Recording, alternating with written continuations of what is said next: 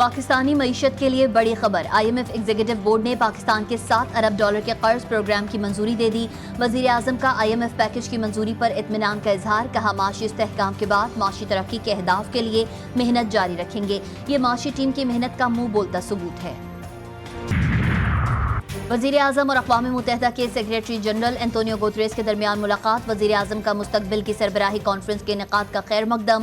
وزیر اعظم کی secretary general کو جموں کشمیر کی صورتحال پر بریفنگ، مقبوضہ وادی میں بھارت کی جارحانہ کارروائیوں پر پاکستان کی شدید تشویش کا اظہار۔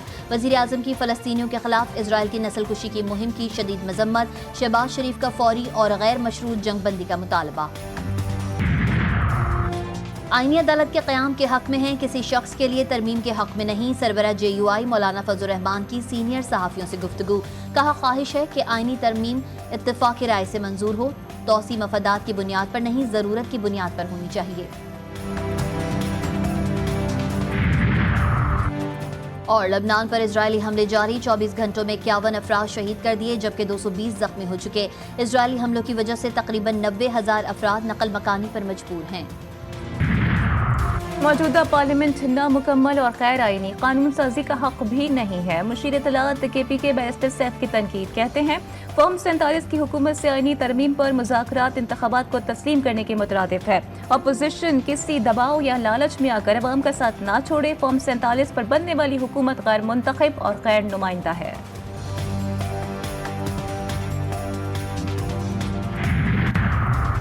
وزیر اعلیٰ خیبر پختونخوا وفاق کے ساتھ اپنے صوبے پر بھی توجہ دیں، طاقت کے استعمال سے مسائل حل نہیں ہو سکتے۔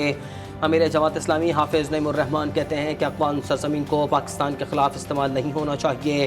امریکہ نے قبائلی علاقوں میں دہشت گردی کو پروموٹ کیا، افغان طالبان سے بد امنی کی فضا روکنے کا مطالبہ کرتے ہیں۔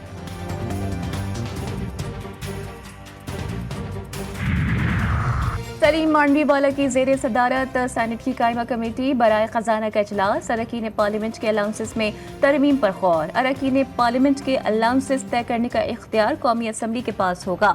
سلیم مانڈوی والا نے کہا کہ اراکین کی تنخواہیں بڑھانے کا فیصلہ قومی اسمبلی کرے گی، قانون پاس ہو چکا، اراکین سینٹ کی تنخواہیں بڑھانے کا اختیار سینٹ کو دینے کی ترمیم ہے۔ سیکرٹری خزانہ نے ترمیم پر غور کے لیے 3 دن کا وقت مانگ لیا ہے۔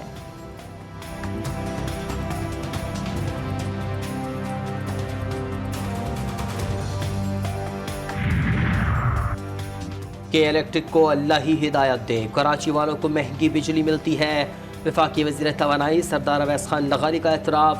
کراچی میں تقریب سے خطاب کرتے ہوئے کہا کہ حکومتی اصلاحات کے باعث اگر شرح ٹیکس بڑھ گئی تو آئندہ 12 سے 18 ماہ تک بجلی کی قیمتوں میں 12 روپے تک کمی آ سکتی ہے۔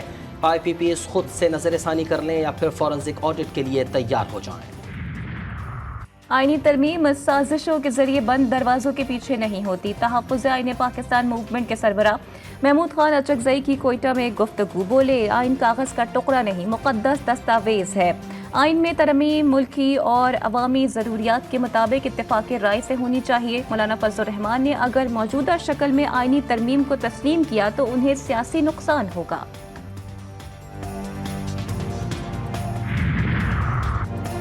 وضاحتی حکم نامے کے معاملے پر رجسٹرار سپریم کورٹ نے رپورٹ چیف جسٹس کو بھجوا دی۔ ذرائع کے مطابق چیف جسٹس قاضی فائز عیسیٰ نے ڈپٹی رجسٹرار کے نوٹ پر وضاحت مانگی تھی، سوال کیا کہ الیکشن کمیشن اور PTI کی متفرق درخواستیں کب داخل کی گئیں، درخواستیں سماعت کے لیے کب مقرر ہوئیں اور اس بارے میں کاز لسٹ کیوں جاری نہ ہوئی، آرڈر سنانے کے لیے کاز لسٹ کیوں جاری نہ ہوئی، وضاحتی حکم نامہ سپریم کورٹ ویب سائٹ پر اپلوڈ کرنے کا حکم کس نے دیا۔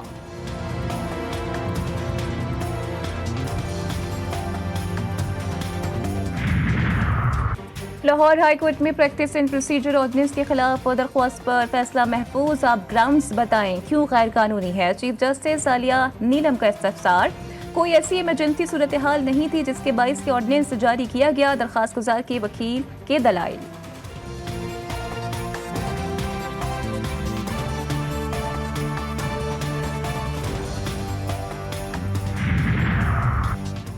راولپنڈی میں جلسے کے لیے PTI کی Lahore high court Rawalpindi bench میں درخواست، انتظامیہ کو 28 ستمبر کے جلسے کی NOC کے لیے درخواست دی گئی، جلسے کے لیے بھٹا چوک لیاقت باغ میں سے کسی ایک جگہ کا اجازت نامہ مانگا گیا، ڈپٹی کمشنر نے تاحال NOC جاری نہیں کیا، درخواست میں موقف، تحریک انصاف نے میاں والی کا جلسہ منسوخ کر دیا.